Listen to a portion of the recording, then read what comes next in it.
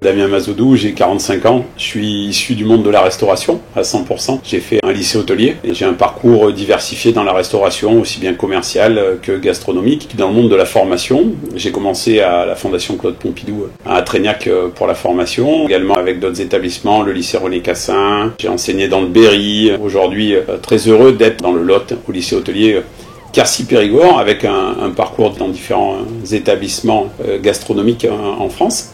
Et puis depuis peu en partenariat sur une formation d'excellence avec Relais et Château, en parallèle avec l'école internationale de Savignac sur de la formation pour le supérieur. Et puis l'équipe de France de gastronomie, donc en fait c'est tous ces talents qui réunissent de grands chefs français, pâtissiers, directeurs de restaurants. Tous ces talents sont mis au service d'une soirée de gala de prestige. Sur la formation d'excellence, donc deux points particuliers, une expérience avec Relais et Château. Le lycée dans lequel j'enseigne, le lycée hôtelier Quercy-Périgord, est à Souillac. Et juste à côté, dans un petit village qui s'appelle Pinsac, on a un château Relais et Château qui s'appelle le Château de la Treille, qui appartient au président international de Relais et Château. Donc tout naturellement, lors d'une rencontre, il y a eu des échanges pour développer une formation d'excellence en partenariat entre nos jeunes et Relais et Château, une formation qui est devenue nationale aujourd'hui. Donc j'interviens sur deux établissements, le lycée hôtelier Quercy-Périgord à Souillac.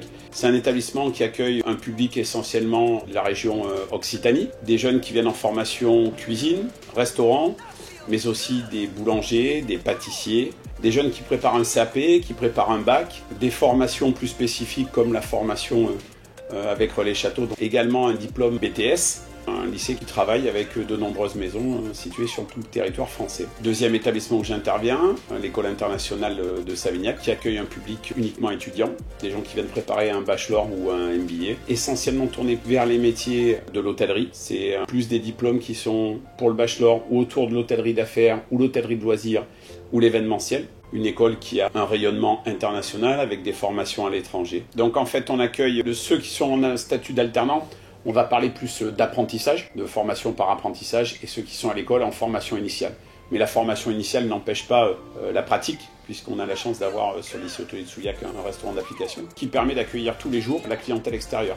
Donc plus des stages en entreprise. Et un alternant qui lui va avoir des semaines en entreprise, ou une semaine en entreprise, une semaine à l'école, ou 15 jours, 15 jours. Chaque élève a un rôle. Donc en cuisine, chaque élève est chef une semaine. En salle, chaque élève est maître d'hôtel une semaine. Alors pour ceux qui arrivent cette année, qui débutent leur formation, il y a un temps important de mise en route. Mais pour un élève qui est dans sa deuxième année, et a fortiori après dans sa troisième année, ils pilotent leur soirée, ils organisent, il y a un chef de cuisine, un chef en pâtisserie, il y en a un qui est maître d'hôtel au restaurant, il y en a un qui est barman. Voilà, chacun a un rôle et c'est leur restaurant d'ailleurs, c'est pas le nôtre. Les clients savent qu'ils viennent dans un restaurant d'application. Ils accordent une tolérance à nos jeunes, mais ils viennent aussi pour une vraie expérience. Donc, ils viennent rechercher vraiment quand même quelque chose d'exceptionnel. La restauration, on a tendance par moment à la sectoriser, restauration commerciale avec des enseignes plus commerciales, de la restauration traditionnelle, peut-être dite plus familiale, gastronomique, où on va s'attacher, même si c'est pas... On peut très bien avoir de très belles cantines en France, où on a de très bons produits à pas cher, le prix n'a rien à voir, mais c'est plus comment on va le travailler, dans l'élégance, le raffinement également. Donc c'est pour ça qu'on va distinguer entre la restauration peut-être plus traditionnelle, familiale, le gastronomique. Certains appelleront aussi le bistronomique, la cuisine de bistrot liée à la gastronomie. Et puis oui, on a des tables d'excellence en France, il ne faut pas avoir peur, hein, voilà. Les métiers de l'hôtellerie-restauration offrent un grand panel aujourd'hui pour devenir des spécialistes. Quand on va au restaurant, on va aimer goûter une cuisine d'un chef, mais la pâtisserie peut-être d'un autre chef, avoir un conseil d'un vin par un sommelier, de goûter un cocktail qui est proposé par un barman. Donc en fait, on a beaucoup de métiers où aujourd'hui on a besoin de spécialistes. Le maître d'hôtel est généraliste et va travailler plus au restaurant avec des connaissances en sommellerie et en bar, mais toujours très agréable d'avoir les conseils avisés d'un chef sommelier qui maîtrise la cave, qui va conseiller un vin, le bon accord mets et vin, un barman qui va faire attention à réaliser un cocktail dans les règles de l'art, parce que tous les produits ne se mélangent pas. Donc on a des métiers où il nous faut aujourd'hui des spécialistes très importants. Donc on se retrouve avec des valeurs communes, le partage, le bien-être du client, l'échange, la commercialisation, le sourire, mais dans tous ces métiers. Et aujourd'hui, on s'attache dans nos métiers à former des professionnels. des gens qui vont avoir l'amour du métier et l'amour de leurs clients, mais aussi une vraie culture produit. S'intéresser aux produits, s'intéresser aux circuits courts, aux produits de chaque région, aux produits de chaque saison, d'avoir une vraie connaissance sur les labels. On partage une histoire avec le client. Et la cuisine qui est mise en œuvre, le talent des chefs, on se doit de raconter une histoire à nos clients. Et cette histoire, on la connaît qu'au travers des produits. Donc, pour être un professionnel, il faut cette culture produit. Et on utilise donc un terme anglo-saxon qui est à la mode, qui est le storytelling. L'histoire du produit, raconter l'histoire du producteur, comment cette assiette est née d'un partage d'un chef qui s'est déplacé, qui a goûté, qui a imaginé. On est vraiment dans l'échange et raconter le moment. Moi, je pense que la différence, elle se fait pas sur où je travaille, mais qui je suis.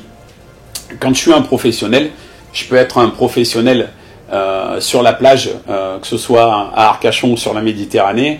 Je peux être un professionnel dans n'importe quelle station de ski et je peux être un professionnel dans un très grand établissement. C'est par rapport à qui on va être dans son travail, non pas le lieu où l'on travaille. Après, le secteur du luxe, important d'en parler parce qu'il existe vraiment dans l'hôtellerie et la gastronomie. C'est une clientèle, le luxe étrangère, qui est prestigieuse, qui vient chercher du détail, du savoir-faire.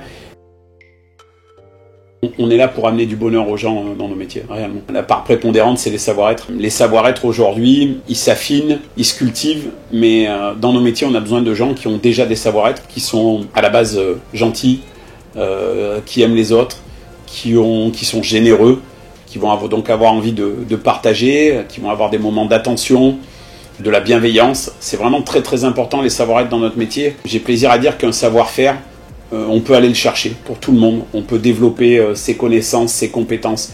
Les savoir-être, c'est quelque chose qu'on a au départ, qui font partie de nos personnalités. L'attention, le souci du détail et le petit plus, parce que chacun aura un petit plus. Le bon conseil, l'attention en plus. On se rappelle toujours de ça en tant que client en disant « Ah oui, mais j'aime bien aller là-bas parce qu'il y a ça aussi ». Donc c'est la connaissance client ou la reconnaissance client. La gentillesse. On voit quelqu'un qui est gentil. Quelqu'un qui est gentil, ça se sent. Quelqu'un qui est gentil, il est là pour vous faire plaisir. Parce que naturellement, il est comme ça. Dans notre métier, nous, on arrivera toujours à un moment qui n'est pas le bon moment pour boire un café. C'est jamais le bon moment. Et un serveur qui est naturellement gentil, pour lui, ça sera toujours le bon moment. Aujourd'hui, on a une grande chance, c'est que quand on va au restaurant, on a envie de passer un moment. Et pour passer un moment, il faut avoir affaire à des professionnels. Donc aujourd'hui, tout restaurant qui se respecte va vouloir avoir dans sa brigade des professionnels. Donc nos jeunes qui sortent de l'école, qui sont passionnés de ce métier, ont facilité de trouver un emploi dans la restauration commerciale, dans la restauration gastronomique, même le haut de gamme. Encore un point merveilleux de notre métier, c'est un métier passion, la restauration. Donc ce métier, on y est parce qu'on est passionné, on y reste parce qu'on est passionné, et donc on vit avec sa passion, ce qui est, je pense, merveilleux. La chance qu'ont nos élèves et nos étudiants en fin de parcours, c'est qu'ils ont le choix. Le choix de dire « Ah non, mais peut-être que moi, aujourd'hui, c'est important que je reste... pour l'instant, géographiquement parlant, près de ma famille, j'ai envie de ça. » Pour quelqu'un qui va être assuré, au départ, c'est possible. Mais quelqu'un qui veut vivre de véritables expériences, aujourd'hui, il peut aller très facilement travailler à l'étranger, avoir une expérience à l'international, pouvoir choisir son poste. Ça, c'est un des métiers qui offre ça, de dire je peux aller travailler dans le gastronomique, je peux aller travailler en Alsace, je peux aller travailler dans le sud-ouest, je peux travailler dans le traditionnel, mais aussi dans les métiers connexes de la restauration, avoir une expérience commerciale avec des gens qui vendent des produits dans tout le secteur agroalimentaire, d'avoir une expérience dans le monde du bar, d'avoir une expérience en sommellerie. Donc aujourd'hui, il y a vraiment un panel de métiers, beaucoup de propositions, et puis pouvoir l'exercer comme on le souhaite. Se faire sa carrière, c'est possible dans nos métiers. Aujourd'hui, on a des journées de recrutement, on est en contact avec bon nombre d'entreprises et qui sont régulièrement à la recherche de personnel, donc aucun problème pour trouver un emploi. On n'est pas chômeur en sortant d'un lycée hôtelier, c'est pas possible. Réseaux sociaux aujourd'hui qui ont une vraie part importante, puisque aujourd'hui on parlait de storytelling, mais on pourrait parler de story students aussi, parce que les lycéens, les étudiants valorisent leur parcours professionnel de leurs études, donc ils sont suivis par des managers. Et aujourd'hui, les réseaux sociaux ont une vraie importance dans le recrutement parce qu'ils partagent leurs expériences professionnelles et personnelles. Donc on sait quand ils ont été à l'étranger, dans telle ou telle maison où ils ont pu travailler. Donc oui, c'est une part prépondérante. Oui, on les retrouve au travers, alors LinkedIn, carrément pour les étudiants universitaires. Pour Instagram, on s'est aperçu pendant le confinement que beaucoup de nos élèves ou étudiants postaient leurs réalisations. Ils ont cuisiné chez eux, ils ont dressé une table, mis en valeur des mets, des plats. Donc oui, les réseaux sociaux jouent une vraie part. Mon avis sur Witip, il est, comme je le suis moi, il est déjà tranché, tout simplement parce que vous êtes dans les personnes qui ont pris conscience que les gens qui étaient dans tous les métiers de service sont des gens qui, je reprends l'expression de quelqu'un de très célèbre dans la restauration, des marchands de bonheur.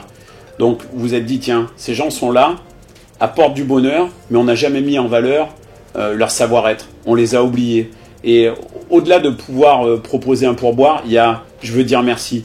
Et ce que vous proposez aujourd'hui, c'est que Witip va permettre d'apporter du bonheur à tout un tas de gens qui sont dans notre métier, qui sont des professionnels, qui n'ont pas forcément la reconnaissance qu'ils méritent. Et vous vous êtes attaché à ça avant de vous attacher à une notion monétaire. Et rien que pour ça, j'avais envie d'être là et de faire passer ce message-là.